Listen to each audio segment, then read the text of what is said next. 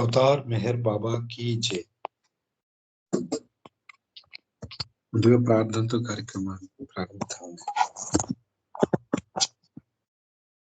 Beloved God, help us all to love you more and more and more and more and still yet more till we become worthy of union with you, and help us all to hold fast to Baba's Dhamma till the very end. Avatar Meher Baba ki jai. So మనం గతంలో discourses లో ఈ సంస్కారాలు అనే chapter అందులో 3 భాగాలను complete చేసుకున్నామండి. So ఈ రోజు మనం కొత్త అధ్యాయంలోకి ప్రవేశిస్తున్నాం. Good and evil. అయితే ఇది మనం చదువుకుంటూ వెళ్దామండి. దీని ఇంట్రడక్షన్ ఇందులో ఏం చెప్పారు అనేది మనం ఎలాగా రెగ్యులర్ గా పారాగ్రాఫ్ వైజ్ మాట్లాడుకుంటున్నాం కాబట్టి అలా వచ్చినప్పుడే మనం దీన్ని చర్చించుకుందాం. సో చంద్రశేఖర్ గారు మీరు ప్రారంభిస్తారు.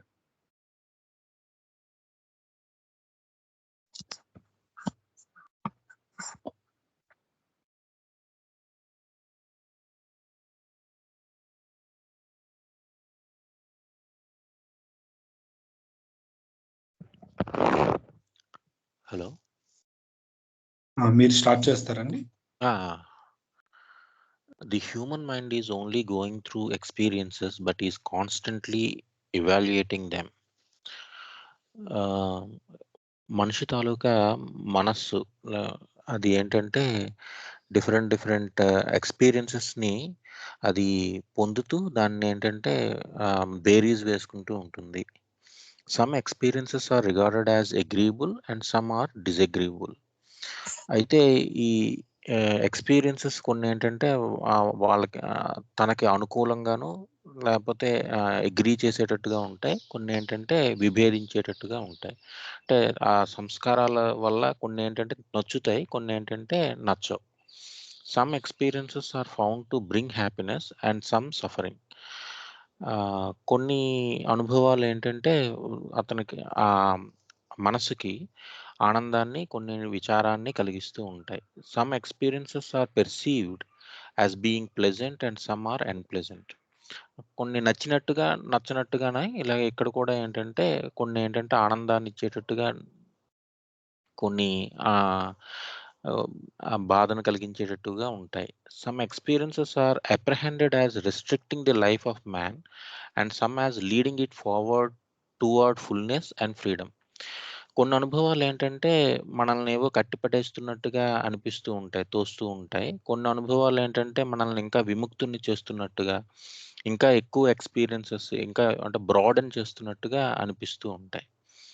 And some experiences are looked upon as being good and some as bad.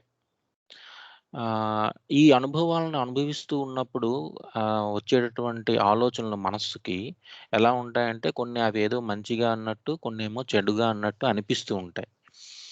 These are the opposites created by human imagination when it is meeting life with a particular point of view.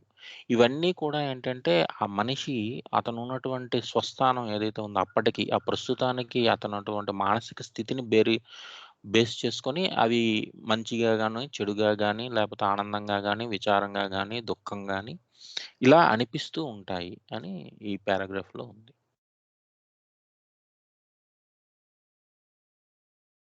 Okay,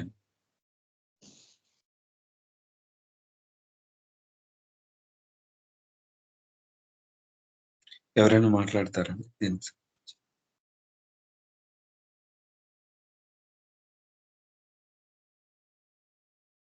sir జయబాబా, చెప్పండి. Last line నా voice వినిపిస్తుంది sir. Last line ఉంది కదండి, these are the opposite created by human imagination when it is meeting life with a particular point of view. అది ఒక్కసారి చెప్పరా sir?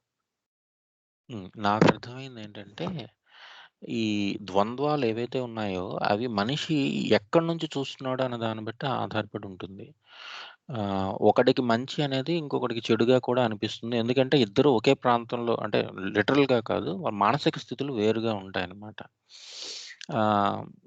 అదంతా ఏంటంటే మైండ్ క్రియేట్ చేసేటటువంటి ఇమాజినేషన్. అంటే అతను ఏమనుకుంటున్నాడు అనే దాన్ని బట్టి ఉంటుందన్నమాట.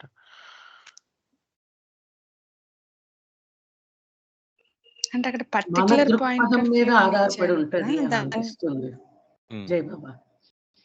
ఉదయ మనం చూసే దృక్పథం మీద ఆధారపడి మ్యామ్ ఉంటుంది అని. మ్యామ్ ఏది మంచిది చెడ్డది అనేటటువంటిది. ఒకళ్ళు ఓ వ్యూ ఒక దృక్పథంలో చూస్తారు, ఇది కరెక్టేనండి అని. ఇంకొకటికి అలా అనిపించకపోవచ్చు. వాడికి ఆ పర్టికులర్ యాంగిల్లో చూసేవాడికి ఈ డిఫరెన్సెస్ కనబడుతుంటాయి, ఆపోజిట్స్ కనబడుతుంటాయి. జై బాబా. ఒకరికొకరికి అది మారిపోతూ ఉంటుందని అలాగా ఎస్ అనుకోవచ్చు మేడం. ఇది చిన్న ఉదాహరణ, అంటే యాప్ట్ అవుతుందా లేదా నాకు తెలియదు. బట్ ఆలోచన ఏంటంటే, ఒక క్లాస్ రూమ్‌లో టీచర్ ఒక పిల్లాడిని కొట్టాడనుకోండి. టీచర్ తాలూకా దృక్పథం ఏంటంటే వీడిని కొడితే వీడు బాగుపడతాడని. పిల్లాడి తాలూకా దృక్పథం ఏంటంటే వీడు నన్ను చంపేస్తున్నాడు అని. అది మంచా చెడా అనేది ఎలా నిర్ణయిస్తాం? చూసేవాడికి కూడా అలాగే ఉంటుంది. తండ్రి ఒకలా చూస్తాడు, ఫ్రెండ్ ఒకలా చూస్తాడు. సంఘటన ఒకటే. కానీ మనిషి తాలూకా దృక్పథం బట్టి అది మంచా చెడా, ఆనందాన్ని ఇస్తుందా, దుఃఖం ఇస్తుందా, తాత్కాలికమైన సుఖమా, నిరంతరమైన సుఖమా, ఆనందమా, ఇవన్నీ చూసారా ఆ నలుగురు, ఐదుగురిలో ఎంత తేడా ఉందో. సంఘటన ఒకటే.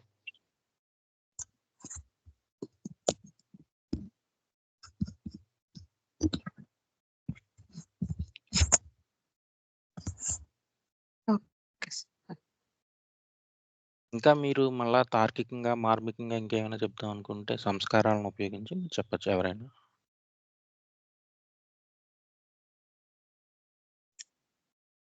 ఇంకెవరైనా మాట్లాడతారండి లేదా క్వశ్చన్స్?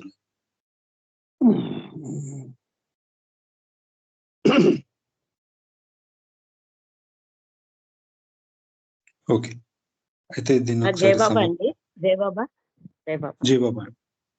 అంటే మామూలుగా మరి ఇందాక చెప్పినట్టు ఇప్పుడు తల్లిదండ్రులు పిల్లల్ని కొడతారు. వాళ్ళ బాగు గురించే వాళ్ళు ఏదైనా తప్పు పని చేస్తుంటే గమ్ముని దెబ్బేస్తే వాళ్ళు బాగుపడతారు కదా అనేసి కొడతారనుకోండి. అవి కూడా చాలా చెడు సంస్కారాలు మళ్ళా వచ్చే జన్మలో అనుభవించవలసి ఉంటుంది. అలాంటిది ఏమన్నా ఉంటుందంటారా పిల్లల్ని కొట్టినా కూడా?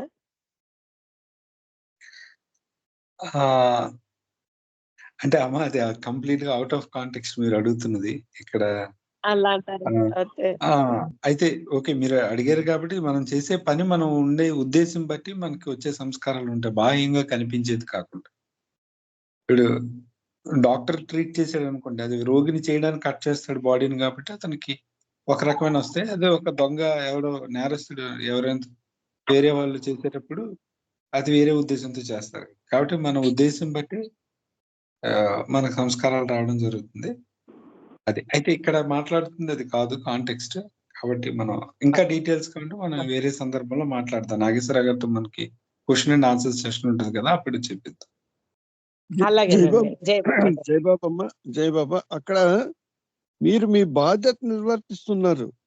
బాబా కూడా ఒక సందర్భంలో చెప్పారు కదా, మీ బాధ్యతలను మీరు 100కి 100% నిర్వర్తించండి.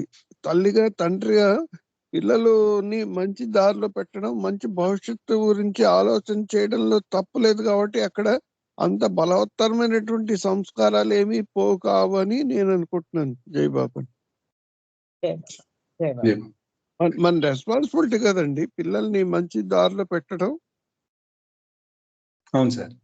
అయితే కాబట్టి అదేం తప్పు కాదు. అయితే సంస్కారాలు అనేటువంటివి ఆటోమేటిక్ గా అవి కలెక్ట్ అవుతాయి కాబట్టి, బట్ వాటికి అంత పవర్ఫుల్ ఉండదని అనుకుంటున్నాను నేను. జయబాబా అండి. జయబాబా. సారీ అండి, పక్కకి వెళ్ళిపోయాం మనం. అట్లా డౌట్ క్లియర్ చేసుకోవాలి కదా ఎవరెవరి మెంటల్ స్టేటస్ ప్రకారం వాళ్ళు. అందువల్ల నాకు తోచింది నేను చెప్పాను. జయబాబా. జయబాబా. అయితే ఈ చాప్టర్ లో స్టార్టింగ్ మనకి అంటే ప్రతి మనసుకి కూడా, అంటే ప్రతి మానవుడు కూడా తన జీవితంలో అనేక అనుభవాలు కలుగుతూ ఉంటాయి. ఆ అనుభవాల్ని ఎవాల్యుయేట్ చేస్తూ ఉంటాం. అంటే దాని వాల్యూ విలువ కడుతూ ఉంటాం మనం దానికి. ఆ అనుభవం ఎలాంటిది అనేది మనం అనలైజ్ చేసి విశ్లేషణ చేసి దాన్ని సాధారణంగా ఒక 2 గ్రూపులుగా పెట్టుకుంటాం. ఒక గ్రూపులో గాని మరొక గ్రూపుల్లో గాని పడేస్తూ ఉంటాం ప్రతి అనుభవాన్ని. కొన్ని అనుభవాలు అదే అతను వివరించినట్టు ఆనందాన్ని ఇస్తాయి. కొన్ని ఆనందం ఇచ్చే గ్రూప్‌లో పడేస్తాం. కొన్ని దుఃఖాన్ని కలిగిస్తాయి. దుఃఖాల గ్రూప్‌లో పడేస్తాం. కొన్ని మనకు చాలా ప్లెజెంట్‌గా అనిపిస్తాయి. అవి ఆ గ్రూప్‌లోకెళ్తే అన్‌ప్లెజెంట్‌గా అనిపించాయి. ఇలా మన జీవితంలో ఏ సంఘటనలు జరిగినా అవి 2 గ్రూపులుగా విడదీయడం అనేటువంటిది జరుగుతూ ఉంటుంది. ఆ లిస్ట్ అంతా ఇక్కడ ఇచ్చారు. చివరికి మంచి, చెడు అలా కూడా ఇది మంచివి, ఇవి చెడ్డవి అని. అయితే ఇవన్నీ ఈ అనుభవాలు కలగడం అవి ఎలాగ సంస్కారాల వల్ల మనకు అనుభవాలు కలుగుతున్నాయి. కానీ అనుభవాల్ని ఈ విభాగం చేయడం అనేది అది మంచిదా, చెడ్డదా అనేది దేన్ని బట్టి జడ్జ్ చేస్తాం అనేది ఈ పారాగ్రాఫ్‌లో క్రూషియల్ పాయింట్. అంటే మనం జీవితాన్ని అనుభవించేటప్పుడు ఇప్పుడు రోజువారీ నిద్ర లేచింది మొదలు రాత్రి పడుకునే వరకు మనం ఎదురయ్యే ప్రతి అనుభవం కూడా అది జడ్జి చేసేటప్పుడు ఎందులో పడుతుందనేది అది మన యొక్క దృష్టికోణం బట్టి మనం జీవితాన్ని ఏ యాంగిల్ నుండి చూస్తున్నాం అనే దాన్ని బట్టి మనం ఆ విభాగం జరుగుతూ ఉంది. ఆ ఆపోజిట్స్ అనేవి క్రియేట్ అవుతూ ఉన్నాయి. ఎందుకంటే అవి మనం క్రియేట్ చేస్తున్నాం ఆ అనుభవానికి. అంతేగాని అనుభవంగా అది మంచిది చెడ్డదని ఉండదు. వ్యక్తి ఆ అనుభవాన్ని పొందుతున్న వ్యక్తి నిర్ణయం తీసుకుంటాడు. అది ఏ గ్రూప్‌లో పెట్టాలని. ఆ నిర్ణయం అనేది తన దృష్టికోణం మీద ఆధారపడి ఉంటుంది. అది కాబట్టి ఇది వ్యక్తికి మారిపోతూ ఉంటుంది. ఇది ఈ పారాగ్రాఫ్‌లో చెప్పారండి. ఇంకా దీనికి కంటిన్యూషన్ ఉంది. మనం నెక్స్ట్‌కి వెళ్ళినప్పుడు తెలుసుకుందాం. Second paragraph. చదవనా? సెకండ్ ఎవరికంటే అసైన్ చేసాం?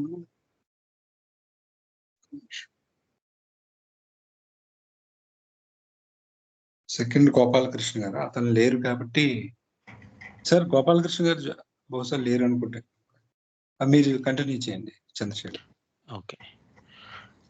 Man's conception of what is acceptable or unacceptable goes on evolving and changing according to the nature of desires that happen to be dominant at any particular moment.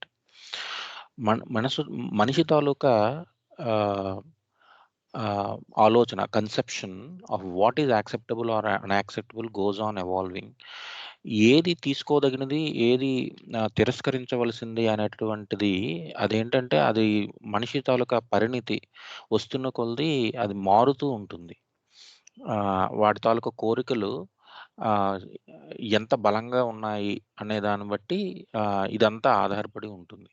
ఒకసారి accept చేసింది కొంత రోజుల తర్వాత దాన్ని మనం reject చేస్తాం. ముందు రిజెక్ట్ చేసిన తర్వాత యాక్సెప్ట్ చేస్తాం. ఇవన్నీ ఎందుకు జరుగుతున్నాయంటే మనసులో వచ్చేటువంటి మార్పులు. అది మంచిగా పరిణామం చెందొచ్చు, చెడ్డుగా కూడా పరిణామం చెందొచ్చు. అయితే ఇవన్నీ ఏంటంటే మన కోరికల మీద ఆధారపడి ఉంటాయి. ఈ కోరికలకి బీజాలు సంస్కారాలు. But as long as there is any kind of desire in his mind, he is impelled to appraise his experience in relation to that desire and divide it into two parts. The one contributing towards its fulfillment and therefore acceptable, and the other tending to prevent its fulfillment and therefore unacceptable. ఈ కోరిక ఉన్నంత కాలం ఈ ఎక్స్పీరియన్సెస్‌ని అంటే ఏంటంటే తీసుకోవాల్సినవి అంటే ఏంటంటే encouraging thing అనమాట thought. దానివల్ల ఏంటంటే ఆడు పనిలోకి నిమగ్నం అవుతాడు. ఉద్యుక్తుడవుతాడు. It makes him to work towards fulfilment. అయితే ఈ ఆలోచనలు ఏంటంటే కొన్నేంటంటే తీసుకోదగ్గవిగా ఉంటాయి. కొన్నేంటంటే దాన్నేమంటారు విడిచిపెట్టే వాటిగా ఉంటాయి. అయితే ఇక్కడ ఏం చెప్పారంటే the one contributing towards it's fulfilment and therefore acceptable. The other tending to prevent it's fulfilment and therefore it is unacceptable. అయితే కొన్ని ఆలోచనలు తీసుకోదగ్గవిగా ఎందుకుంటాయంటే వాడు ఏమైతే కోరుకుంటున్నాడో అది అవుతుంది అని అనుకుంటాడు కాబట్టి వాటిని తీసుకుంటాడు. కొన్ని ఆలోచనలను ఏంటంటే ఎందుకు విడిచిపెడతాడంటే వాడు ఏది కోరుకుంటున్నాడో అది ఈ ఆలోచన ఉంటే అవ్వదు కాబట్టి దీన్ని విడిచిపెడతాడు అని. అంటే ఇష్టాయిష్టాలు దేని మీద ఆధారపడి ఉంటాయంటే మన తాలూకా కోరికల మీద ఉంటాయి. ఇవన్నీ చాలా ఇంటర్‌ట్వైన్ చాలా దగ్గరికి సంబంధం ఉంది.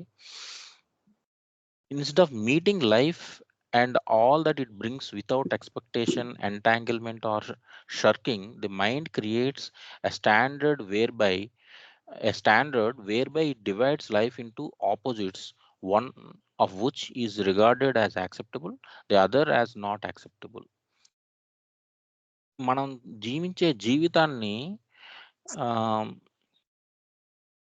ఎటువంటి ఎక్స్పెక్టేషన్ లేకుండా చూడడం కాకుండా, ఎప్పుడైతే మన మైండ్ అనేది ఇలా ద్వంద్వాలకి అలవాటు పడిపోయిందో, ఓకే, ఈ opposites, life into opposites, one of which is regarded as acceptable and the other as not acceptable. యాక్చువల్గా జీవితాన్ని ఏంటంటే పారదర్శకంగా, సాక్షిభూతంగా చూస్తే గనక మనకి నిజమైన సత్యం ఏదైతే ఉందో అది బోధపడుతుంది. కానీ మన మనస్సు కోరికకి లంకి పెట్టుకుంది కాబట్టి, ఆ కోరిక తీరేటటువంటి ఆలోచనలను ఒక దగ్గర ఒక గ్రూప్లోని, తీరదు అంటే ఆ కోరిక తీర్చుకునే సందర్భంలో వచ్చేటటువంటి మిగతావి ఏవైతే ఉన్నాయో, దీనికి ప్రతిబంధకంగా ఉండేటటువంటివి, వాటన్నింటినీ ఏదైతే అన్నారో అన్యాక్సెప్టబుల్, అంటే దాన్ని తగ్గవి కాదు అనేది, అంటే వాటిని దూరం పెడతాం అనమాట. ఆ మాటలు మనం వినం, ఆ పనులు మనం చెయ్యం, పెద్దవాళ్ళు చెప్పిన అలాంటివి. ఇవన్నీ ఎందుకు వస్తున్నాయంటే మనస్సు ఏంటంటే ఒక కోరిక అంటి పెట్టుకొని ఉండడం వల్ల అని.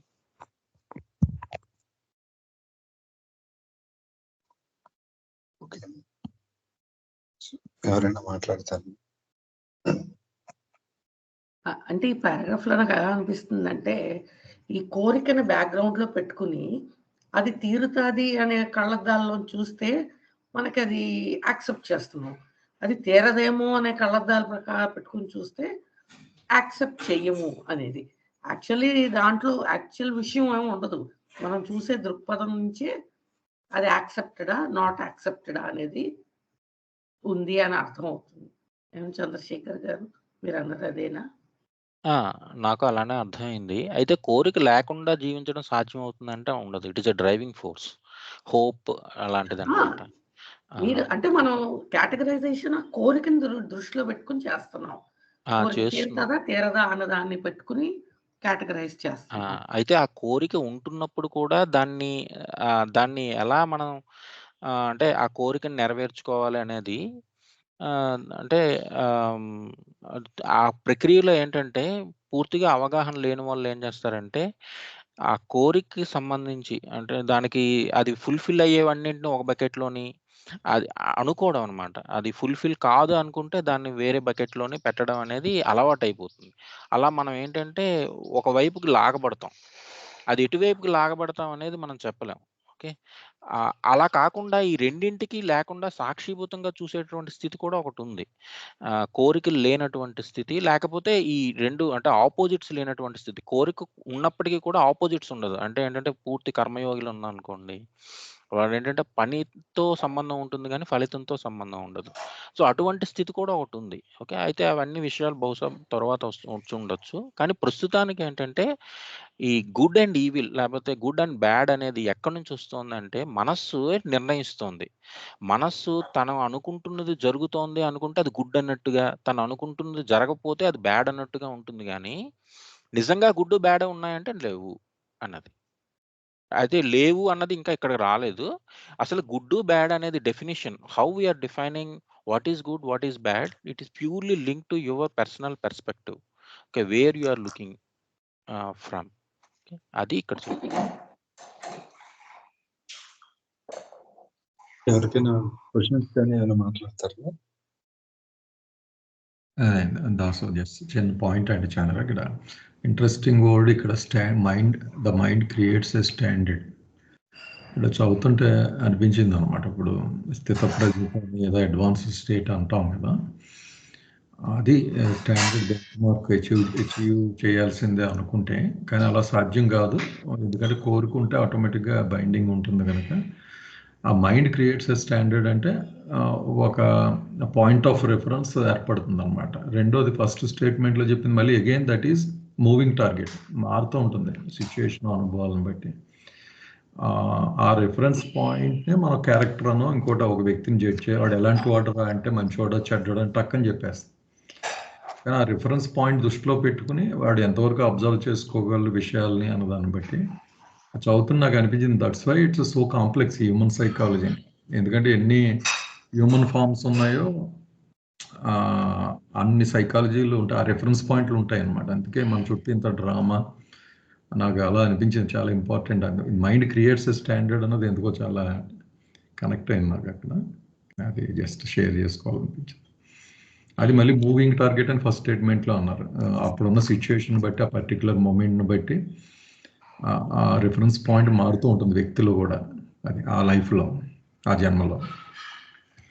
అందుకే అంత కాంప్లెక్స్ అవుతుంది అనిపించింది. అంటే ఒకరిని అనలైజ్ చేయడం కానీ, ఒకరిని అర్థం చేసుకోవడం కానీ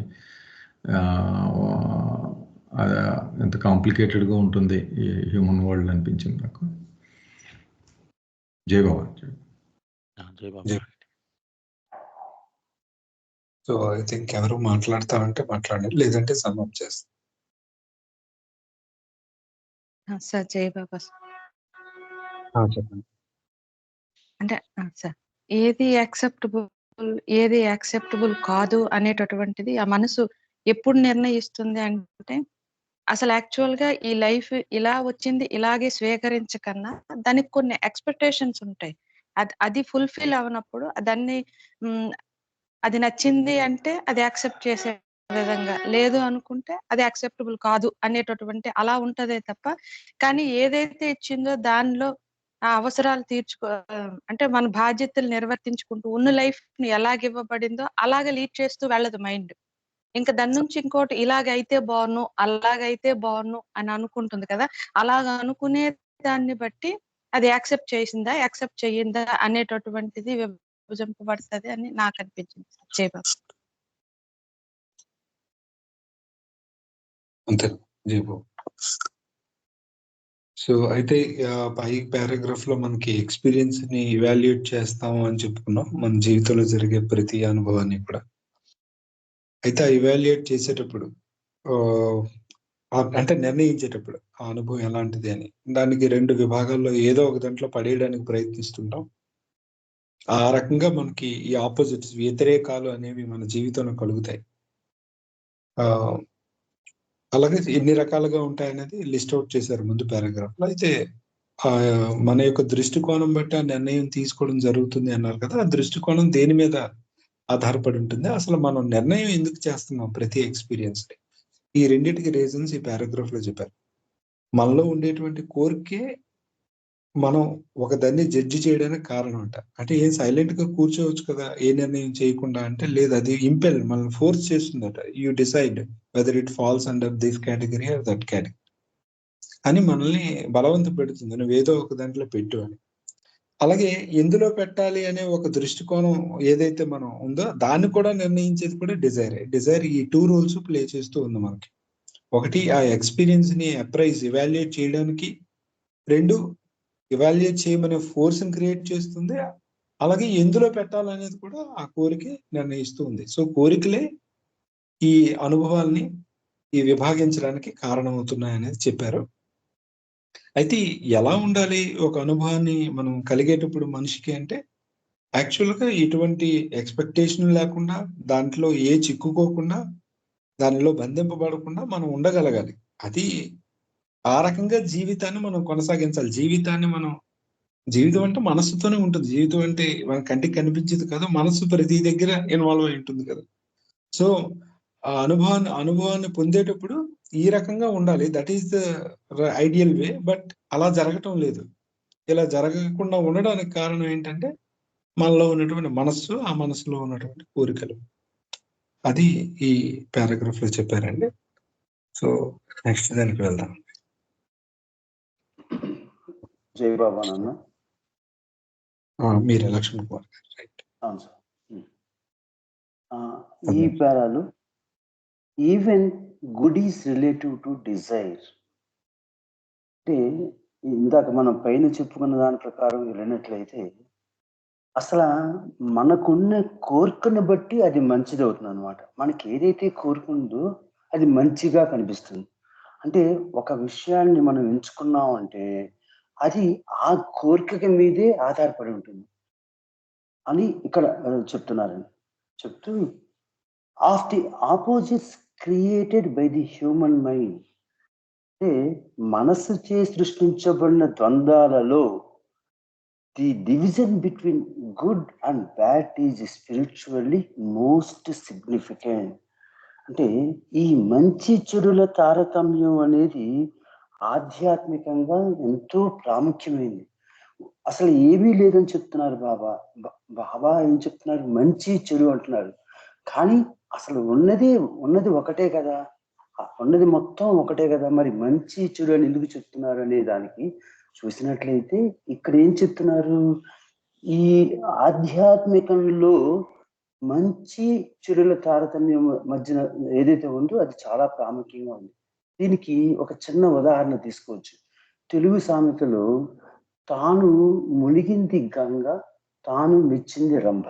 అంటే ఒక తాగుపోతోడికి మందుని గంగా తీర్థాన్ని ఎలా అయితే తాగుతారో ఆ విధంగా తాగుతారు, అది వాడికి మంచిది. ఇంకా మామూలుగా భక్తులకి గంగని ఏ విధంగా తాగుతాం అది వాళ్ళకి మంచిది. వీళ్ళు నాది మంచిది, వాళ్ళది మంచి అంటారు. వీళ్ళు ఒకరికి చెడు, ఒకరికి మంచి. అలాగే తాను మెచ్చింది రంభ. అంటే ఒక పుట్టివాడు ఉన్నాడు అనుకోండి, వాడికి తగ్గట్టుగా ఒక అమ్మాయిని చూసుకుని వాడికి ఆ అమ్మాయి నచ్చుతుంది. అంతే తప్ప 6 అడుగుల అమ్మాయిని తీసుకొస్తే నాకు నచ్చలేదంట. ఎందుకని? వీడికి ఇది మంచిగా ఉంటుంది, వాళ్ళకి అది చెడ్డగా కనిపిస్తుంది. వాళ్ళకి అది మంచిగా ఉంటుంది. మంచి అప్సరసని తీసుకొచ్చి చూపిస్తే వాడికి నచ్చదు. ఎందుకని? వాడి మనస్సు మీద, ఈ మనస్సు అనే దాని మీద కోరికకు మనస్సుకు ముడిపడి ఉంటుందండి. ఈ కోరిక వలనే ఈ మనస్సులో ఇవన్నీ జరుగుతోంది ముఖ్యంగా అని ఇక్కడ చెప్తున్నారండి.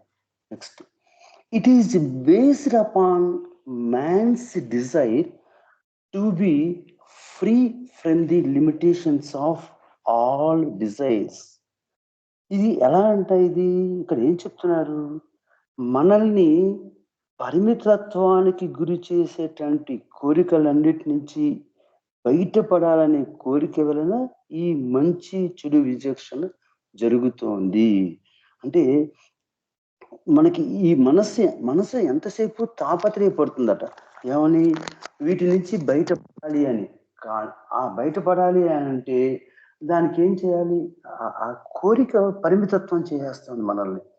ఇది ఆ పరిమితత్వం చేసి దాన్ని బంధించేస్తుంది అనమాట. ఈ మనసు యొక్క తాపత్రయం అనమాట. పాపం అది బయటికి రావాలని చూస్తుంది, కానీ రాలేకపోతుంది. కోరికల యొక్క బంధనాలు. నెక్స్ట్ అసలైంది, those experiences and actions that increase the factors of desire are bad, and those experiences and actions that tend to emancipate the mind from limiting desires are good. అసలు మంచి చెడు అనే దానికి ఈ టోటల్ ఈ చాప్టర్ మొత్తంలో good and ఈవిల్లో ఏది మంచి ఏది చెడని బాబా మనకి చక్కటి నిర్వచనం ఇచ్చారండి. అంటే మనం ఫ్యాక్టర్స్ ఆఫ్ డిజైర్స్ అంటే కోరికల యొక్క బంధనాలు. ఆ బంధనం ఎలాంటిదట అంటే ఒక కోరిక వలన ఏమవుతోంది? ఒక చెడు కోరిక. అంటే చెడు అని అంటే ఏం చెప్తున్నారంటే, నువ్వు ఏదైతే కోరిక ద్వారా ఆ చర్య జరుగుతోందో, దాని ద్వారా అనుభవం ఏదైతే పొందుతోందో అది నిన్ను పెంచుతోంది, మరింత పెంచుతోంది. దాన్ని చెడు అన్నాడు. అంటే ఉదాహరణకి నేను నా అసెట్స్ లక్షలు, 1 కోటి రూపాయలు కావాలి అని అనుకుంటా. కోటితో ఆగదు, ఇంకా పెరుగుతుంది, ఇంకా కోట్లు కావాలి, ఇంకా కోట్లు కావాలి. అంటే ఆ బంధనాన్ని పెంచుకుంటూ వెళ్తోంది అనమాట. అది దాన్ని చెడు అని అన్నారు. మరి మంచి అంటే ఏంటండి? బాబా చెప్తున్నారు ఇక్కడ, అటువంటి కోరికల యొక్క బంధనాల నుండి మనల్ని విముక్తి చేసేటువంటి చర్యలు కానీ అనుభవాలు కానీ అది మంచి అంటారు. ఏది మంచి? నీ యొక్క ఆ కోరిక నుంచి విముక్తి చేయటానికి ఏదైతే ఉందో ఆ కోరిక మంచి అని బాబా చెప్పారు. ఇది చాలా మోస్ట్ ఇంపార్టెంట్ అండి. ఈ నిర్వచనం ఎంత బాగా చెప్పారంటే అంత బాగా చెప్పారు. అంటే నువ్వు ఒక కోరిక చెడుగా ఉన్నట్లయితే అది బంధనం పెంచుకుంటూ వెళ్తుంది. అదే కోరిక నుంచి విముక్తి చేసేట్లు మంచిగా ఉన్నట్లయితే అది ఆ బంధనాన్ని నుంచి మనల్ని విముక్తి చేస్తోంది అని ఇక్కడ చెప్తున్నారు. అలాగే Since good experiences and actions also exist in relation to desire, they also bind in the same way as do bad experiences and actions. ఇక్కడ ఏం చెప్తున్నారు, ఈ అంటే ఏదైతే కోరిక, ఈ కోరికలు అనేది మనకి ఆ కోర్ అక్కడ దీనికి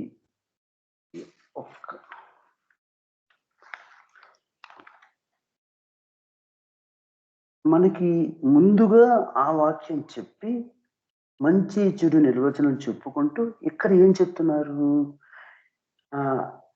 సామాన్య పరిభాషలో అర్థం అవటానికి బాబా చెప్తున్నారు. ఏం చెప్తున్నారు, ఇది ఈ బంధనాల నుంచి బయటపడవేసే చర్యలు ఎలాంటివి అంటే, ఒకటి ఎదుటి వారికి సహాయం చేయటము, ఎదుటి వారిని ప్రేమించటము, ఎదుటి వారితో నవ్వుతూ మాట్లాడటం, ఇలా ఉంటుందన్నమాట. ఇవన్నీ ఏం చేస్తాయి, మనకి ముందుకు తీసుకెళ్తాయి. ఏదైతే ఉన్నాయో ఇది సామాన్యులకి అర్థమయ్యేట్లుగా బాబా ఇక్కడ మనకి చెప్తున్నారు అనమాట. పైనేమో మంచి చెడు అని చెప్తున్నారు, కానీ ఇక్కడ ఈ వాక్యంలో అంటే మనకి బాబా చెప్పినట్టుగా ఇనుప సంఖ్యలు బంగారపు సంఖ్యలు, ఏ పని చేసినా సరే ఒక కోరిక అనేది ఒక సంఖ్యలుగా మారుతోంది. అది మంచి చేస్తే బంగారపు సంఖ్యలు, అది చెడు చేస్తే చెడు సంఖ్యలు అని ఇనుప సంఖ్యలుగా మారుతోందని ఈ వాక్యం అర్థం. All bindings can truly disappear only when all desires disappear. అసలు ఎప్పుడైతే కోరిక లేకుండా ఉన్నట్లయితే అసలు నీకు ఆ కోరికలన్నీ ఆ బంధనాలు మొత్తం మాయమైపోతాయి. అంటే ఎప్పుడైతే నువ్వు నిష్కామ జీవితం గడుపుతావో, కోరిక లేని స్థితిలో చేరుతావో, అప్పుడు నీకు ఏ బంధనాలు ఉండవు. Therefore, true freedom comes when good and bad balance each other and become so merged into each other that they leave no room for any choice by the limited self of desire. అందువలన true freedom, అసలైన స్వేచ్ఛ అంటే ఏంటి, అసలు ఆ స్వేచ్ఛ అనేది ఎలా లభిస్తుందట, ఎప్పుడైతే కోరికల నుంచి పూర్తిగా సమతుల్యం అయిపోయి వాటి నుంచి ఒకటిగా మంచి చెడు రెండు కలిసి విలీనం అయిపోతే అప్పుడు నీకు ఎలాంటి ఇంకా కోరిక లేకుండా నీకు అసలైన స్వేచ్ఛ లభిస్తుంది. అసలైన స్వేచ్ఛ అంటే ఏంటి, ఇక్కడ నేను ఫలానా వాణ్ణి, ఇతరులు వేరు, నేను భగవంతుడు అయినప్పటికీ కూడా నేను ఫలానా వాణ్ణి అనుకుంటూ అక్కడ ఆగిపోతున్నాను. అందువల్ల ఈ కోరిక వలన నన్ను పరిమితం చేస్తోంది. ఎప్పుడైతే ఆ స్వేచ్ఛ ఎందుకు వస్తుంది, నువ్వు మంచి చెడు తారతమ్యం రెండింటిని మించి అధిగమించి రెండు కలిసిపోయినప్పుడు అసలు ఇంక నీకు పూర్తిగా ఆధ్యాత్మిక స్వాతంత్ర్యం, మనకి భాస్కర్ రాజు గారు చెప్పినట్టుగా ఆ ఆధ్యాత్మిక స్వాతంత్ర్యం అనేది లభిస్తుంది. ఎందుకని నువ్వు మనందరం కూడా భగవత్ స్వరూపులమే, కానీ మనం భగవంతు అనుకుండా నేను వేరు వాళ్ళు వేరు అనుకుంటూ దీని వలన కట్టుబడిపోతూ వీటి మధ్యలో కొట్టుకుంటూ ఈ మానవాళంతా కూడా దీంట్లో పడి కొట్టుకుంటుంది అని నాకు అర్థమైంది. నాన్న జయబాబు.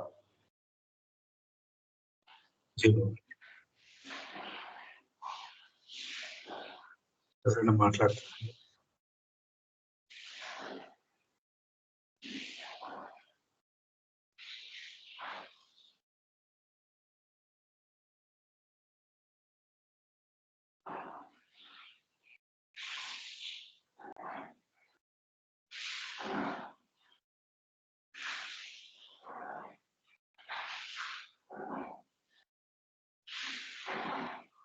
ఏదైనా వాక్యం తప్పులేనా ఉంటే చెప్పండి, ఇంకా నేను సరి చేసుకుంటాను. ఏమైనా ఉంటుంది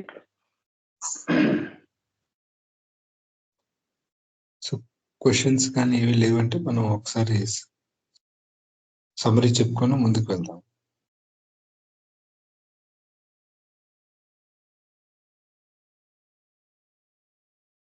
సార్ క్వశ్చన్స్ ఏమి లేవు కానీ సార్ అక్కడ గుడ్ ఈవిల్ కి మధ్య ఆ డివిజన్ అంటే ఆ రెండింటిని విభజించడం ఆ ప్రాధాన్యత అనేది ఒకసారి స్ట్రెస్ ఇచ్చి చెప్పండి సార్. అదే సమ్మరీలో చెప్తాను.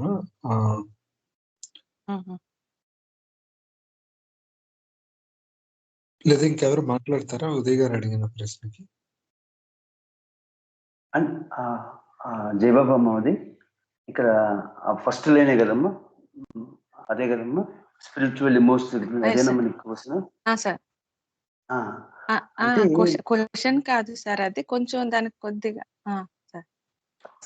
మంచి చెడు అనేది ఎలా ఉంటుందంటే ఒకరికి ఆధ్యాత్మికంగా అది ఎందుకు మంచి వెళ్తుంది, ఎందుకు చెడు వెళ్తుందంటే మన మనసు చేత సృష్టించబడిన ద్వంద్వాలు ఏదైతే ఉందో అంటే ఒక కోరిక ఉంటుంది కదమ్మా, ఆ కోరిక ఏం చేస్తుంది నిన్ను, అది ఒక మంచిగా తీసుకెళ్తుంది, అదే కోరిక చెడుగా తీసుకెళ్తుంది. ఉదాహరణకి మనం కొంతమందికి అంటే బట్టలు వేసుకుని ఇప్పుడు ఈ ప్యాంట్లు అంతా చినిగిపోయిన ప్యాంట్లు వేసుకుంటున్నారు. పెద్దవాళ్ళు ఏమంటారు, అబ్బే ఏంట్రా అలాంటివి వేసుకుంటున్నావు అని అంటారు. వీడికి ఇది మంచి, వాళ్ళకి అది చెడు. అలా అంటే ఒక పని ఏదైనా చేశాము అని అంటే దానికి ఆధ్యాత్మికంలో చాలా ప్రముఖ పాత్ర వహిస్తుందమ్మా. నువ్వు ఏ పని చేసినా సరే, అందుకని మనకి ఏం చేసినా సరే అంటే నాకు అర్థమైంది చేసే పనిని నిష్కామంగా ఎలాంటి కోరిక లేకుండా మనం చేసినట్లయితే ఆధ్యాత్మిక మార్గంలో చాలా ఉన్నతగా ఉంటుందని నా భావన. ఓకే సార్, అయితే మనం చెప్పండి సార్ రాజు గారు.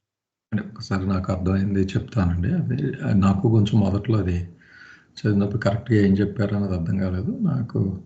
అదే కరెక్ట్ చేయండి దాస్ ఒకవేళ అయితే division between good and bad is spiritually most significant. అంటే ఇంతకు ముందు పారాగ్రాఫ్లో ఇండివిజువల్ పర్స్పెక్టివ్లో ఏది గుడ్ బ్యాడ్ ఉంటుంది అన్నది చెప్పారు. ఆ రిఫరెన్స్ పాయింట్ కూడా ఫామ్ అవుతుంది. ఆ రిఫరెన్స్ పాయింట్ బట్టి ఇటువైపుదంతా గుడ్, అటువైపుదంతా బ్యాడ్ అన్నది వస్తుంది అన్నది. కానీ స్పిరిచువల్ పాయింట్ ఆఫ్ వ్యూ వచ్చేసరికి ఆ డివిజన్ చాలా ఇంపార్టెంట్ అని చెప్తూ అది ఏది డిసైడ్ చేస్తుంది ఆ డివిజన్ క్వాలిటీని, వాడు desire to free from limitations of వాడి ప్రయత్నం దాన్ని బట్టి క్వాలిటీ ఉంటుంది. అంటే వాడు విజ్డమ్ అంటారు కదా, అది పెరుగుతూ వెళ్తుంది అనమాట. నిజంగా అంటే అక్కడి నుంచి Baba spiritual point of view connect చేశారు ఈ పారాగ్రాఫ్లో, ఆ స్టేట్మెంట్లో అని బాబా పాయింట్ ఆఫ్ వ్యూలో చెప్తున్నారు ఏది గుడ్ ఏది బ్యాడ్ అన్నది. బేసిక్గా నీకు బంధనాలు కల్పించేదంతా బ్యాడ్, బంధనాలను విముక్తి చేసేదంతా కూడా గుడ్. మనకి సింపుల్ టర్మ్స్లో మనం బాబా లవర్స్కి ఏమనుకుంటాం, నిన్ను బాబా వైపు తీసుకెళ్ళి ఓ పని చేసేటప్పుడు మనల్ని ప్రశ్నించుకున్నాం అనుకోండి, ఇది నన్ను బాబాకి దగ్గరికి చేరుస్తుందా దూరంగా పెడుతుందా, దూరంగా తీసుకెళ్ళి. అదే తమ్ముళ్ళు ఇచ్చారు బాబా. ఇండివిజువల్ లెవెల్లో ఆయన చెప్పలేదండి, కాంటెక్స్ట్ని బట్టి మారిపోద్ది. అదే పని ఒక కాంటెక్స్ట్లో బాబా దగ్గర తీసుకెళ్ళచ్చు, అది కొంచెం దూరం తీసుకెళ్ళచ్చు, అది నువ్వు ప్రశ్నించుకుంటే సరిపోతుంది అన్నట్టుగానే అది యాప్ట్గా అనిపించిందండి నాకు. బేసిక్గా division between good and bad from spiritual point of వ్యూలో చాలా సిగ్నిఫికెంట్ అన్నది నాకు స్ట్రైకింగ్గా అనిపించింది. అది దేన్ని బట్టి డిసైడ్ అవుతుందంటే వాడి ప్రయత్నం, డిజైర్, ఈ డిజైర్ నుంచి బయటపడాలని పడే తాపత్రయం. అంటే ఎస్పెషలీ బహుశా స్పిరిచువల్ జర్నీలో ఉన్న వాళ్ళకి ఆ డివిజన్ ఖచ్చితంగా మారుతుంది. ఆ క్వాలిటీ ఆఫ్ ఆ డివిజన్ కూడా బహుశా డిఫరెంట్గా ఉంటుంది అన్నట్టు అనిపించిందండి.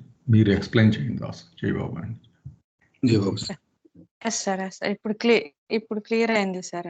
అంటే తన యొక్క ఆ ఫ్రీడమ్ భగవంతుడి వైపు ఒక అడుగు వేసేదిగా ఉండేటట్టుగా, తన ఉన్నతకు ఉపయోగపడేటట్టుగా ఉండేటటువంటిది ఆ డెసిషన్. ఇది మంచిదా ఇది చెడ్డదా అంటే తన స్వార్థం లేదు అక్కడ. ఆ భగవంతుడి వైపు ముందుకు నడ్డానికి తీసుకునేటటువంటిది అలా ఉపయోగపడేది అది మంచి అవుతుంది. తను బంధించేటటువంటిది, ఈ లిమిటేషన్స్ లో పెట్టేటటువంటిది అది చెడు అవుతుంది. ఇది ఖచ్చితంగా ఇలాగ మనం అది అవగాహన చేసుకోవడం అనేటటువంటిది ఇది ప్రాధాన్యం, ఆ మంచిని చెడుని విడగొట్టడంలో. బాగుంది సార్, థ్యాంక్ యూ. అవగాహన అన్నది కరెక్ట్. స్వార్థం అయితే ఉంటుందమ్మా ఉదయ్ గారు అంటే, కానీ మంచి స్వార్థం అనమాట యాక్చువల్గా. Going towards Baba is ultimate కూడా కనుక ఇట్స్ పాజిటివ్ స్వార్థం, అది కూడా స్వార్థమే కదా, but worth working for it అనమాట. It helps us basically. అంటే ఇది మంచి అనేటటువంటి పలానా పనులన్నీ మంచివని ఆ మంచి కిందకు వచ్చేవు, ఇవన్నీ చెడ్డవని చెడ్డ కిందకు వచ్చేవు. వాటిని తీసుకునే విధానంలోని ఏదైతే అది ఆ సోల్ కి, ఆ స్పిరిట్ కి అది ఉపయోగపడుతుంది, ఆ బంధనాల నుంచి విముక్తికి అనేటటువంటిది ఆ మంచి కిందకు వెళ్తుంది. బంధించేటటువంటిది చెడు కిందకు వస్తుంది. ఈ డివిజన్ అనేటటువంటిది కంపల్సరీగా ఇది అవసరం, ఈ అవగాహన మంచిని చెడుని విభజించడంలో అనేది. థ్యాంక్ యూ అదే సార్. జై ఈ బాబా. పాయింట్ మీద అండి నాకు అనిపించేది డిస్కోర్సెస్ లాంటి బుక్ మనకి బాబా ద్వారా మనకి ఇచ్చిన గ్రేటెస్ట్ గిఫ్ట్. నాకు పర్సనల్గా మళ్ళీ రిపీటెడ్గా చెప్తుంటాను, నాకు అదే చాలా ఇదిగా అనిపిస్తుంది. ఒక టూల్ బాక్స్ మన చేతిలో పెట్టేస్తాడు, మనకి మనంగా మన ఉన్న నేపథ్యానికి, మనం ఉన్న పరిస్థితికి, మనం ఉన్న సంస్కారాలకి we get capability of judge our selves. ఎంతో కొంత, అంత గ్రేడ్ అన్నది చెప్పలేను. మనకు మనంగా మనం ఎవాల్యుయేట్ చేసుకుని ముందడుగు వేసి ప్రతి సిచ్యువేషన్లో అనే శక్తి ఖచ్చితంగా నేను అనుకోవడం, ఈ పుస్తకం మనం అవగాహన చేసుకుంటే that's the greatest thing happens అని. మిగిలిన వదిలేసేయండి. బేసిక్గా అయ్యే ఎక్స్ప్లెయిన్ చేస్తున్నారు మరి. ఆ నాలెడ్జ్ మనకు అర్థమైతే ఇంకా చాలాసార్లు ఈ కన్ఫ్యూజనే మనం చంపేస్తూ ఉంటుంది. ఒకళ్ళు ఒకటి చెప్తారు, ఒకళ్ళు చెప్తారు, కానీ మనం నేపథ్యం డిఫరెంట్గా ఉండొచ్చు. ఈ కాంబినేషన్, ఈ డిస్కోర్స్ జాగ్రత్తగా అర్థం చేసుకుంటే ఆ టూల్ బాక్స్ మనకి మనం వెంటనే అనలైజ్ చేసుకోగలం మన సిచ్యువేషన్ బట్టి ఏది మంచి ఇచ్చాడు. That to point Baba point of వ్యూలో, that is which is nothing but spiritual point of view. That's a great help అమ్మ నేను అనుకునేది. జీవ సారీ అండి, చెప్పండి సార్. జీవమణి. సో ఈ పారాగ్రాఫ్ లో యాక్చువల్గా ఈ chapter heading good and evil కదండి. గుడ్ అండ్ ఈవిల్ అనే హెడ్డింగ్ ఎందుకు వచ్చింది అనేది ఇక్కడ పరిచయం చేశారండి. సో మనకి ఫస్ట్ స్టార్టింగ్ 2 పారాగ్రాఫ్స్ లో ప్రతి మనిషికి అనుభవాలు కలుగుతాయని, అనుభవాల్ని ఎక్స్పీరియన్స్ చేసేది యాక్చువల్గా మైండ్ అని. అయితే ఆ అనుభవాల్ని అనుభవించేటప్పుడు వాటిని 2 గ్రూపుల్లో ఏదో ఒక గ్రూపులో పెట్టేస్తూ ఉందని, అలా పెట్టడానికి ఆ మనిషి యొక్క దృక్పథమే కారణం అని, ఆ దృక్పథం అనేది ఆ మనిషిలో ఉండే కోరిక వల్ల కలుగుతూ ఉందని, ఆ కోరిక ఉండడం చేతే దాన్ని ఈ కంపార్ట్మెంట్ అంటే ఇది ఈ గ్రూప్ లో కానీ ఇంకొక ఆపోజిట్స్ గ్రూప్ లో పెట్టడం అనేది కోరిక మూలంగా జరుగుతుంది అని ఇంతకు ముందు వరకు చెప్పుకొని వచ్చారు. అయితే అలా ఉండకూడదు, కానీ అలా మరి ప్రతి మనిషిలో కోరికలు ఉన్నాయి కాబట్టి వాడు ఆ రకంగా ఇవాల్యుయేట్ చేస్తూ ఉన్నాడు అని 2 పారాగ్రాఫ్స్ లో చెప్పి, అలా విభాగం జరిగేటప్పుడు ఇలాగ కొన్ని అనుభవాల్ని ఇది మంచి అనుభవం, ఇది చెడు అనుభవం అని చెప్పి కూడా విభాగం చేస్తూ ఉంటాం. ఈ విభాగం చేయడానికి ప్రధానమైనటువంటి కారణం ఈ కాంటెక్స్ట్ లో బాబా చెప్పింది ఇట్స్ స్పిరిచువల్లీ మోస్ట్ సిగ్నిఫికెంట్ అని అంటూ. ఎందుకు అలా అన్నారు స్పిరిచువల్లీ మోస్ట్ సిగ్నిఫికెంట్ అంటే, ఎవరైతే అంటే సాధారణంగా మానవాళి అందరికీ కూడా గమ్యం అనేది భగవంతుడిలో ఐక్యం కావడం, మోక్షాన్ని పొందడం, ఫ్రీ అయిపోవడం. లోపల అందరం కూడా ఏదో బంధించినట్టుగా ఫీల్ అవుతున్నాం, అందులోని బయటపడిపోవాలి. దానికి ఏ పేర్లైనా పెట్టుకోండి, మోక్షం, ముక్తి, రియలైజేషన్, కైవల్యం ఏదైనా. సో అటువంటి స్పిరిచువల్ డిజైర్ తో, దాన్ని ప్రస్తుతానికి స్పిరిచువల్ డిజైర్ అని పిలుస్తున్నాం. స్పిరిచువల్ డిజైర్ తో ఉన్న వ్యక్తి, అది కూడా డిజైరే కదా. సో ఆ డిజైర్ తో ఉన్న వ్యక్తి కానీ అనుభవాల్ని క్లాసిఫై చేయడం మొదలు పెడితే కొన్ని అనుభవాలను గుడ్ లోకి, కొన్ని అనుభవాలను బ్యాడ్ లోకి పెట్టేస్తాడట. సో ఏవి గుడ్ లోకి పెడతాడంట, ఏవైతే తను లోపల బంధింపబడ్డాడు కదా, ఈ తన యొక్క ఆంతరంగిక బంధనాల నుండి బయటపడేసి తన స్వేచ్ఛ వైపు అడుగులు వేసేలా, తన గమ్యం వైపు చేరేలా తీసుకువెళ్తుందో వాటిని గుడ్ అనుభవాలు అని చెప్పాడంట. అలాగే ఏవైతే బంధించి ఇక్కడే అతన్ని ఇంకా మరింత బంధనాల్లో మిగిల్చేసిగా ఉంటాయో వాటిని బ్యాడ్ ఎక్స్పీరియన్సెస్ గా, బ్యాడ్ అనుభవాలుగా చెప్పాడంట. సో గుడ్ బ్యాడ్ అనేటువంటి నిర్ణయం ఆధ్యాత్మిక పరమైన కోరిక మూలంగా జరుగుతుంది అనేది ఈ పారాగ్రాఫ్ లో సిగ్నిఫికెంట్ గా నాకు అనిపించింది. సో ఇది మామూలు గుడ్ బ్యాడ్ కాదు. అంటే ఏదో మనం ఏదో ప్రాపంచికంగా కోరుకున్నప్పుడు కూడా గుడ్ బ్యాడ్ గా ఉంటాం. కొన్ని ఇది నాకు మంచి జరిగిందిరా అంటాం, ఇంకోటి చెడు జరిగింది అంటాం. ఇది ఆ ఆస్పెక్ట్ లో గుడ్ బ్యాడ్ డివిజన్ కాదు. స్పిరిచువల్ గా నేను ఫైనల్ గోల్ పొందాలనుకునేటువంటి ఒక స్పిరిచువల్ డిజైర్ తో ఉన్న వ్యక్తి దాన్ని బేస్ చేసుకుని ఏదైనా అనుభవాన్ని పెడితే అది గుడ్ బ్యాడ్గా వస్తాయి. అయితే ఇక్కడ కంక్లూడ్ చేస్తే ఏం చేస్తున్నారంటే ఈవెన్ ఈ డిజైర్ వల్ల కూడా ఒక రకమైన ఫ్రీడమ్ నీకు ఉండదు, బంధనమే. చివరికి దీన్ని కూడా వదిలేస్తే గానీ నీకు రియల్ ఫ్రీడమ్ అనేది రాదు అని అది లాస్ట్ లో కంక్లూడ్ చేస్తూ చెప్పారు. అదే లాస్ట్ లో true freedom comes when good and bad balance each other then are measuring to each other అని చెప్పారు. సో చివరికి మంచి చెడులకు కూడా అతీతంగా నువ్వు వెళ్ళిపోతే, అంటే ఈ స్పిరిచువల్ డిజైర్ కూడా అతీతంగా వెళ్ళిపోతే అప్పుడు వీటిని వదిలేస్తే, ఎందుకంటే కొంతకాలం చేస్తాం, కొంతవరకు అది ఉపయోగపడుతుంది, ఆ తర్వాత దాన్ని కూడా వదిలేయాలి. అంటే ముందు చాప్టర్ లో మనకు వచ్చింది మంచి నుండి చెడు నుండి మంచికి, మంచి నుండి బియాండ్ అంటే బ్యాడ్ నుండి గుడ్కి, గుడ్ నుండి బియాండ్ గుడ్ కూడా వెళ్ళిపోతే కానీ యాక్చువల్ ఫ్రీడమ్ ఎక్స్పీరియన్స్ చేయమని అది పారాగ్రాఫ్ లో చెప్పారా అనిపించింది. సో మనం మీరు చెప్పిన దాన్ని మళ్ళీ చెప్పండి సార్, మాట్లాడండి సార్. అదే నాకు అనిపించింది, అంటే అండర్స్టాండింగ్ చూడండి, చదువుతుంటే ఎలా మారిపోతుందో మనం.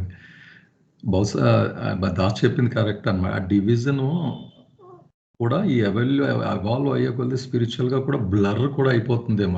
అదేమో అసలు మీనింగ్. ఆ ఇంటెన్సిటీ మొదట్లో స్ట్రాంగ్గా ఉన్నది నార్మల్ స్టేట్లో, స్పిరిచువల్ అవగాహన పెరిగి అటువైపు వెళ్ళే కొలది ఆ డివిజన్ కూడా బ్లర్ అయిపోయి పెద్దగా జడ్జిమెంట్ అన్నది మినిమైజ్ అయిపోతుంది అన్నట్టుగా లాస్ట్ స్టేట్మెంట్ బహుశా అది అయ్యి ఉంటుంది.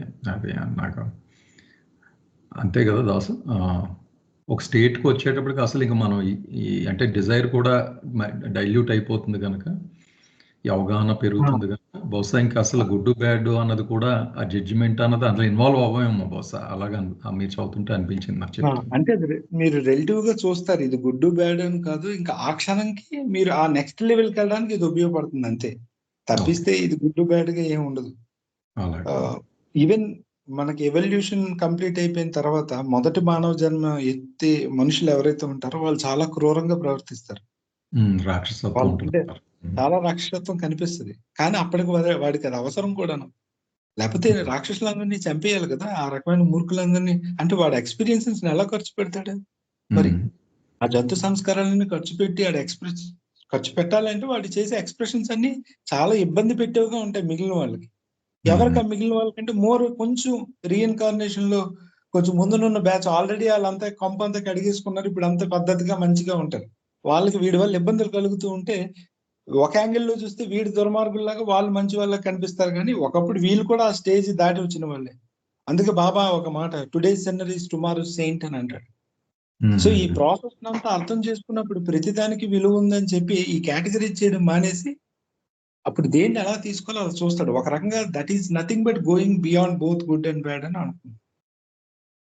అయితే ఈ పారాగ్రాఫ్ లో స్ట్రెస్ ఇస్తుంది ఏంటంటే, ఈ చాప్టర్ ఏదైతే good and bad or good and evil అని హెడ్డింగ్ పెట్టామో ఆ గుడ్ అండ్ బ్యాడ్లు అనేవి మీరు ప్రాపంచికమైన కోరికలతో నిర్ణయించే గుడ్ బ్యాడ్లు కాదు, స్పిరిచువల్ డిజైర్ తో మీరు ఉన్నప్పుడు, నేను ఆధ్యాత్మికంగా ఎదగాలని ముందుకెళ్ళేటప్పుడు దానికి సహాయపడే వాటన్నిటిగా గుడ్గా, దానికి సహాయపడనివి వాటన్నింటిని బ్యాడ్ గా చెప్పుకునేటువంటి గుడ్ అండ్ బ్యాడ్లు అని ఇక్కడ పరిచయం చేస్తున్నారు.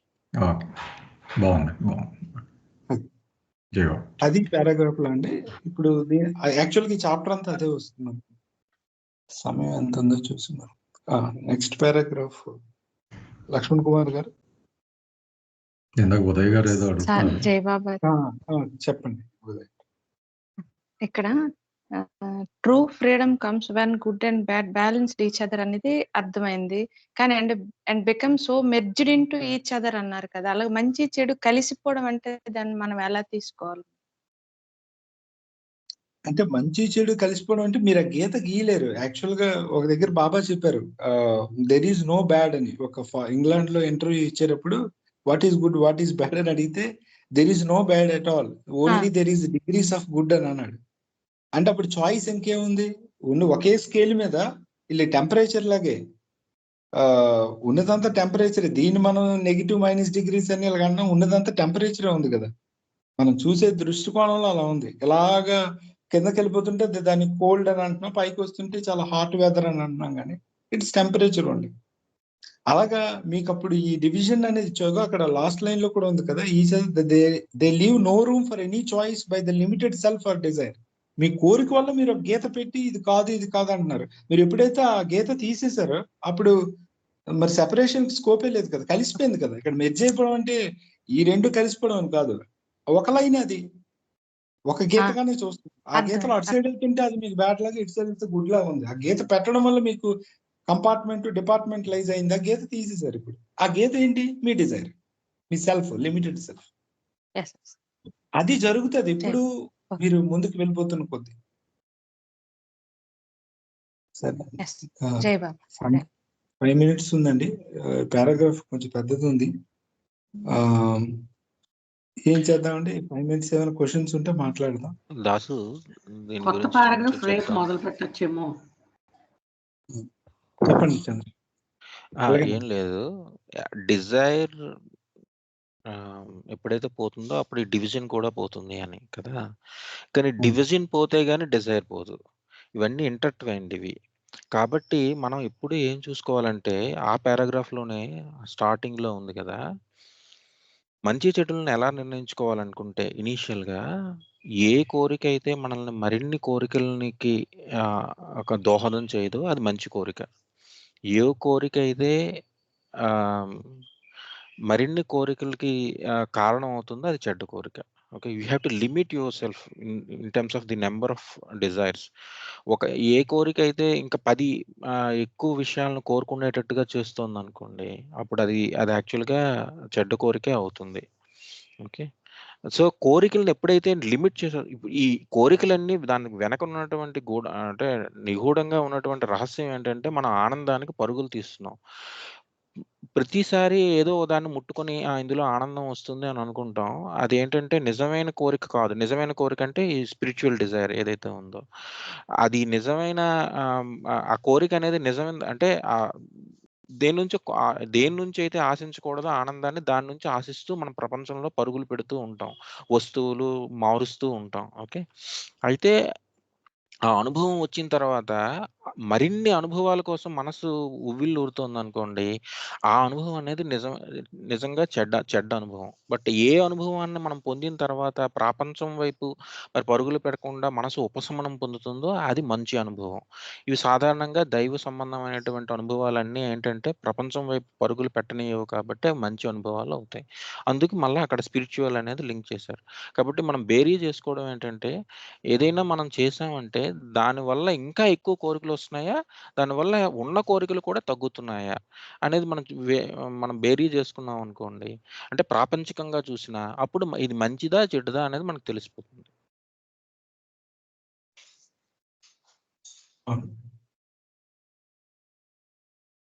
అంటే కోరికలను తగ్గిస్తేనే డివిజన్ పోతుంది. డివిజన్ పోయిన తర్వాత కోరిక పోతుంది అన్నది ఏం లేదు. కోరికలను తగ్గించడంలో ఎలా చేసుకుంటాం, ఎన్ని మార్గాలు ఉన్నాయి. అది భక్తి కావచ్చు, జ్ఞానం కావచ్చు, లేకపోతే ఈ కర్మ ఏదైతే ఉందో దాన్ని ఏమంటారు, కర్మఫల త్యాగం. ఇవన్నీ రకరకాల మార్గాలు. ఇవన్నీ ఏంటంటే డిజైర్లెస్ స్టేట్కి దారి తీసేవి. If you want to really become desireless, you have to first limit your desires.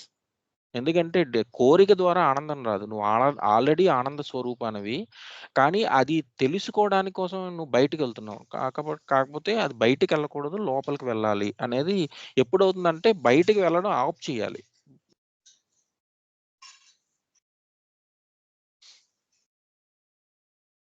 అవునండి.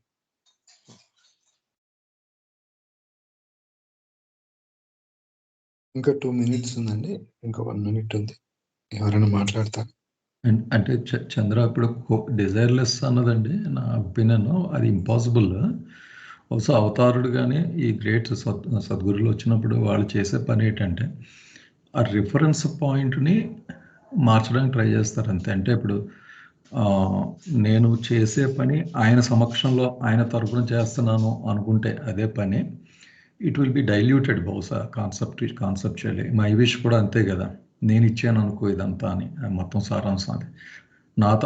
నా గిఫ్ట్గా తీసుకుని చెయ్యి ఈ life on behalf of me as a representative. అప్పుడు బహుశా అది ట్రిక్ అంతా అందులో ఉండుంటది. అంటే నేను అనుకోవడం. బేసిక్‌గా రిఫరెన్స్ ఇప్పుడు ఒక ఎగ్జాంపుల్ చెప్తారు. గ్రామ్‌ఫోన్ రికార్డ్ ఉండేది పాత తరంలో కదా! ఆ నీడిల్ తిరుగుతున్నప్పుడు ఆల్రెడీ సంస్కారం ఎలా ట్యూన్ అయిందో దానికి తగ్గట్టు వైబ్రేషన్స్ వచ్చి సౌండ్ దానికి తగ్గట్టుగా మ్యూజిక్ వస్తుందది. మనం జీవితం కూడా అంతే ఆ ప్లేలో వెళ్ళిపోతూ ఉంటుంది ఆటోమో. దాని నీడిల్ ఇలా పైకెత్తి ఒక స్టాండ్ ఉంటుంది. దాని మీద పెడతారు. కింద తిరుగుతుంటది గ్రామ్‌ఫోన్ రికార్డ్. సౌండ్ రాదు. కానీ చూసేవాళ్ళకి ఎలా ఉంటదంటే అంతా బానే జరుగుతున్నట్టు కింద గ్రామ్‌ఫోన్ వ్యవహారం అంతా బానే చక్కగా ఉన్నట్టు. అది బహుశా ఈ అవతారుడు వచ్చినప్పుడు చెప్పేది మనకేంటంటే, ఆ నీడిల్ పాయింట్ ఆఫ్ రెఫరెన్స్ నువ్వు ఎక్కువ నీ వైపు పెట్టుకుంటున్నావు గనక, అది కాకుండా నా వైపు పెట్టేయది. నేనే రెస్పాన్సిబుల్ ఈ క్రియేషన్ అంతటికి. నా మీద పెట్టినప్పుడు యాక్షన్‌లో ఉంటాం. అన్నీ జరుగుతూ ఉంటాయి. డిజైర్ కూడా ఉంటుంది. కానీ we have to force ourselves. ఇప్పుడు మనం చిన్న భోంచేసేటప్పుడు ఇదండి. అదేంటంటే సమయాతీతం అవుతుంది. బట్ జస్ట్ క్విక్‌గా చెప్తాను. అదే. కోరిక ఉండాలి. బట్ ఆ కోరికని హ్యాండిల్ చేయడం మన ప్రపంచంలో కరెక్ట్. ఉన్నప్పుడు జరగదనమాట. అంటే అగ్ని లేకుండా మనం వండుకోలేం. కానీ మనం చేత్తో అగ్నిని పట్టుకుందామని ట్రై చేస్తాం. ఆహ్, అలా అంటే ఏంటంటే ఆ కోరికలో ఏ ఎలిమెంట్‌ని మనం తీసేస్తే ఆ కోరిక మన తాలూకా అంటే ఉన్నతికి దారి తీస్తుందో అది మనకి తెలియడం కోసం అది తెలియక మనం ఇబ్బందులు పడుతూ ఉంటాం. అది తెలియజెప్పేవి ఏంటంటే రకరకాల పద్ధతులున్నాయి. కట్టుబాట్లు, ఆచార వ్యవహారాలు, మొత్తం మనం చదువుకునే సబ్జెక్ట్ అంతా అదే మొత్తం మీద. సాంగత్యం ఇవన్నీ అన్నమాట. ఇది సరిగ్గా అర్థం చేసుకుంటే మనకేంటంటే ఆ కోరికల తాలూకా బలిమి అలా మెల్లమెల్లగా తగ్గిపోతుంది. నిజమైన ఆనందం ద్యోతకం అవుతుంది. కానీ ఈ తెలుసుకునే ప్రయత్నంలోనే మనకేంటంటే కొన్ని కొన్ని సార్లు దేన్ని పట్టుకోవాలో దాన్ని పట్టుకోం. అంటే ఎలా పట్టుకోవాలో అలా పట్టుకోము. మనకి చేతులు కాల్చుకుంటాం. అగ్ని ఉండాలి వండుకోవడానికి. బట్ ఏంటంటే మన చేత్తో దాన్ని పట్టుకోవడానికి ట్రై చేస్తూ ఉంటాం. అలాగే ప్రపంచంలోకొచ్చి అన్ని వస్తువుల్ని మనం వాడుకోవాలి. లేకపోతే మనం ఇప్పుడు టెక్నాలజీ వాడుకోకపోతే నేను స్కైప్ కాల్‌లో దీన్ని ఎలా జాయిన్ అవుతాను? జాయిన్ అవ్వలేను గదా! సో, అలా ఈ కోరికని ఎటువైపు తరలిస్తున్నాం? అదే ఆ పారాగ్రాఫ్‌లో ఉన్నది. ఆ కోరిక నీకు ఆధ్యాత్మికం వైపు తీసుకెళ్తోందా? కోరికలను తగ్గిస్తోందా? లేదా? అలాంటి కోరికని మనం మంచి కోరిక అనాలి గానీ, నాకు నచ్చింది కాబట్టి ఇది మంచిది, నాకు నచ్చలేదు కాబట్టి ఇది చెడ్డది అని అనుకుంటే, నువ్వు ఈ మురికి కోపంలో, ఆ వృత్తాకారంలో, వలయాకారంలో అలా తిరుగుతూనే ఉంటావు అని ఒక తెలిసిన వాడు మనకు చెప్తున్నాడు. మనం దాన్ని నమ్మి మనం ఫాలో అవ్వాలి. అది. సరే. సమయం జై బాబా. 7 అయింది కాబట్టి ఇక్కడితో ముగిద్దామండి. మళ్ళీ రేపు మార్నింగ్ కలుద్దాం. అంతవరకు సెలవు. అవతార్ మెహర్ జై బాబా. బాబాకి జై. జై బాబా అండి.